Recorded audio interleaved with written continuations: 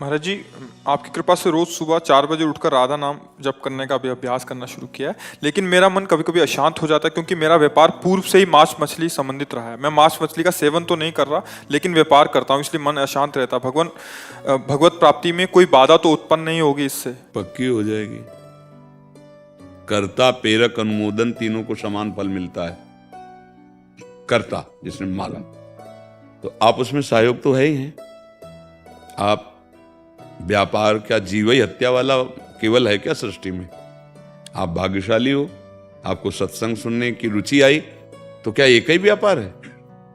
हाँ, अगर आप ऐसे जगह जन्मे हो कि जहां आपका धंधा यही चल रहा है कुल परंपरा से, तो हम प्रणाम करते हैं आपको कि आप ऐसी कुल परंपरा में जन्म लेकर भी नाम जप करते हो। यदि नहीं है तो छोड़ दो। जैसे सदन जी थे, तो मांस जाकर के, कसाई के घर में जन्म हुआ था, वो मांस जाकर के वहां से ले आते खरीद के, और उसको थोड़ा बेच देते, जो मुनाफा होता उससे माता पिता की सेवा भजन करते थे, क्योंकि उनके। अगर आपका ऐसा कुछ है तो देख लो, अगर आप ऐसे नहीं हैं तो छोड़ दो। जीव हत्या करके रुपया कमाने से कभी किसी को शांति सुख नहीं। अब दवा बहुत बढ़िया, इसीलिए कि तुम्हारी बुद्धि अभी काम कर रही है कि आप ये देख पा रहे हैं कि आपका मन जल रहा है, उस बात के लिए जल रहा है जो गलती हो रही। यही भजन का प्रभाव होता है। तो अगर आप ऐसे, आपका है क्या कुल परंपरा से व्यापार यही? हाँ सर। मतलब आपके बाप बाबा दादा यही सब करते चले आए? हाँ, तो ठीक है, जो कर रहे हो करते रहो, क्योंकि अपने फिर गीता का एक सूत्र लागू होता है, स्वधर्मो निधनो श्रेया पर धर्मो भयावहा। जो स्वधर्म है, अब जैसे आप बार करते चले आ रहे हैं, आप अभी तक कर रहे हैं, अब अगर आपको असह्य नहीं हो जाए आगे तो छोड़ देना, मतलब भगवान छुड़ाना कह रहे थे कि छोड़ देंगे, बट थोड़ा सा समय चाहिए महाराज जी। हाँ, तो हम इसीलिए तो कह रहे हैं। हम आज तो नहीं कहा कि आज से हो। अगर ये कह देते वो ऐसा नहीं चल रहा था हम नया खोल लें तो अभी मना कर देते, पर जब जैसे चल रहा है तो इसीलिए छूट दे दी कि आप देखो।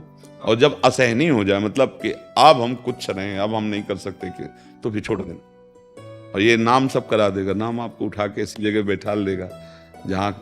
और ये चिंता मत करो कोई कि हमारा भरण पोषण कैसे चलेगा, ये अज्ञान के कारण चिंता करते हो। और भी बहुत से कर्तव्य करो। भगवान का नाम विश्व भरण पोषण करने वाला विश्वम्भर है, तो तुम तो मनुष्य हो तो देख पा रहे इतने कितने जीव हैं, 84 लाख योनियां, भगवान सबका भरण पोषण करते हैं, सबको भोजन पहुंचाते, सबको पानी पहुंचाते। अच्छा, डॉक्टर हमारे शरीर की स्वस्थता के लिए, मनुष्य शरीर या बहुत जो पशु पाले उनके, और लाखों जीव जंगलों में रहते हैं, उनको कौन से डॉक्टर हैं?